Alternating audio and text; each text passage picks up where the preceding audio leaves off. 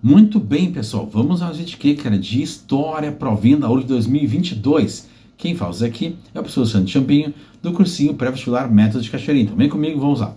Leia o seguinte segmento apresentado em 2010 ao Supremo Tribunal Federal pelo historiador Luiz Felipe de Alencastro, em audiência pública a respeito das cotas universitárias. Palavras dele. Boa parte das duas últimas gerações de indivíduos escravizados no Brasil não é escrava, moralmente ilegítima. A escravidão no Império era ainda, primeiro e sobretudo, ilegal. Tenho para mim que este pacto de sequestradores constitui o pecado original da sociedade e da ordem jurídica brasileira. Pelos motivos apontados acima, os ensinamentos do passado ajudam a situar o atual julgamento sobre cotas universitárias, na perspectiva da construção da nação e do sistema político de nosso país.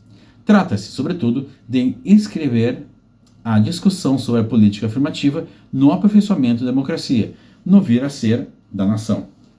E está defendendo, então, o projeto de cotas, dizendo que ela é fundamental, ela é imperativa para resgatar uma coisa que foi muito errada e mal feita no passado. Eu concordo, beleza? Então, considerando a posição do historiador e o conhecimento histórico sobre a sociedade brasileira, assinale verdadeiro ou falso sobre as seguintes afirmações. Vamos agora analisar tudo isso aqui que vai vir. Vão ser 4 verdadeiro ou falso. O Estado e parte considerável da sociedade, ao longo da história do Império Brasileiro, penso lá, século XIX, né? De 1822, quando assume Dom Pedro I, até 1889, quando Dom Pedro II desistiu do poder, né, retirado num golpe militar por Deodoro da Fonseca. Aceitaram manter uma estrutura econômica e social fundada na ilegalidade da escravidão de indivíduos que deveriam ser considerados livres.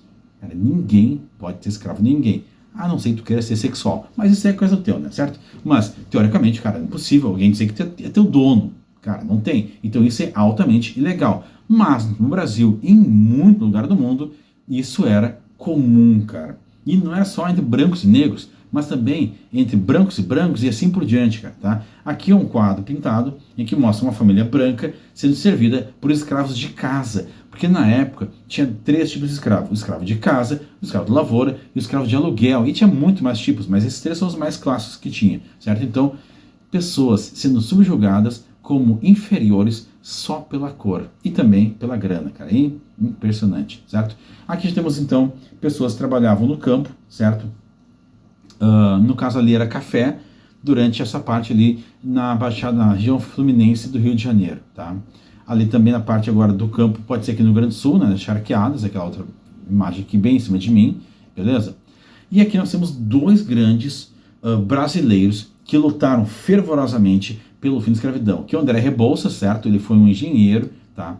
Defensor da democracia rural e monarquia, ele era monarquista, mas defendia o fim da escravidão, certo? As duas coisas não são, não pode ser dizer, se tu é monarquista ou escravocrata. Não é por aí, cara. Só que os caras na época podiam ser uma coisa ou outra, certo? E Luiz Gama, um advogado também negro, que fazia o quê? Defendia escravos para conseguir a sua abolição, na sua carta de alforria. Então são 2 pessoas fundamentais que têm que ser muito mais bem faladas no Brasil hoje em dia, para que sejam inspiração para muitas pessoas lutarem pelos seus direitos. Show de bola, tá? Aqui nós temos um casal de escravos morando numa região bem degradada, né? Um telhado feito nas coxas. Tem uma história sobre isso, certo?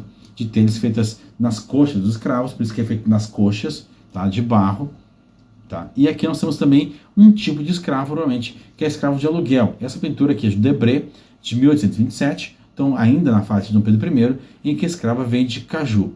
Cara, por que escrava vende caju? Não é para ela o dinheiro, é para a dona dela, que não trabalha. E aí bota a escrava a trabalhar e depois as duas meiam o dinheiro. Mas olha uma loucura que acontecia muito na época, né? Essa escrava meiava o dinheiro, ganhava o dinheiro, guardava e comprava sua alforria. E depois trabalhava para ela, ganhando o dobro de dinheiro, e comprava uma escrava, botar a escrava para vender para ela. Já aconteceu isso no Brasil. Tranquilo? Então a gente nota que essa ideia de ser escravo, né, de estar como escravo, na verdade, ela era aceita pela sociedade branca da época, tá? Lógico, quando vai chegar na abolição lá em 1888, já tinha muitas pessoas que não eram mais escravas, né? Pessoas negras, mas mesmo assim, algumas ainda eram, que era inaceitável. Então essa primeira afirmação aqui é verdadeira, cara, com certeza tinha essa aceitação social do que era a escravidão, né? Mesmo sendo uma coisa altamente ilegal, sempre, não é só nos aulas de hoje, sempre, só que eles aceitavam como algo normal. Então a gente pode eliminar a letra A, a letra D e a letra E. A escravidão durante o período imperial era encarada pelo conjunto da sociedade como ilegítima. A sociedade, como conjunto de pessoas, não individualmente cada um, mas como conjunto, achava legítima, porque senão já teria sido finalizada ela bem antes do que a Isabel, que finalizou lá em 1808. Tá? Então essa aqui ela é uma questão, uma afirmativa falsa, nem precisa ler o resto, certo? Então, realmente, e ela é falsa, está aqui.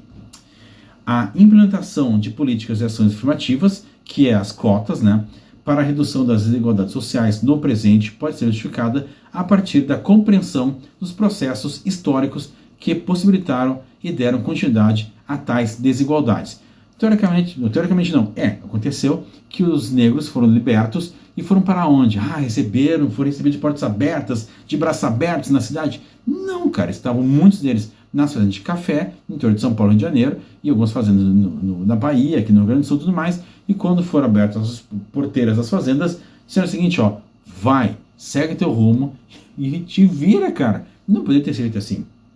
Teve que ser acolhidos e sendo instruídos e até estudarem para que melhorassem a sua posição social e pudessem se sustentar satisfatoriamente. Mas não, fica lá num canto, trabalha como der, vive como dá e te vira. E está totalmente errado. E aqui a gente pode pensar o seguinte, que essas cotas de hoje são para compensar aquilo no passado. Essa ideia ela é verdadeira. Então já podemos ver que a letra B está caindo de maduro. O estudo do passado pela história é um instrumento importante para a definição de um sistema político mais justo. Sim, cara, se souber o teu passado, ver o que aconteceu de errado, tu não repete o erro agora e no presente. Por isso que é importante saber a história. Para a construção de uma sociedade mais democrática e para elaborar projetos de futuro para a nação, com certeza. A gente não pode colocar pessoas semi-analfabetas para nos governar. E essas pessoas vão fazer o quê? Vão tirar ideias da onde? Né? Não se sabe. Beleza? Então essa aqui também é verdadeira. E a gente pode marcar, então, letra B como altamente correta. Certo, pessoal? Bom, espero que tenham gostado. Se gostaram, curtir o videozinho, curte aí, se inscreve aqui no canal, me segue também lá no TikTok para mais vídeos de química, física, história, geografia, biologia, matemática que seja. Um beijo, abraço e até a próxima. É isso aí. Tchau, tchau.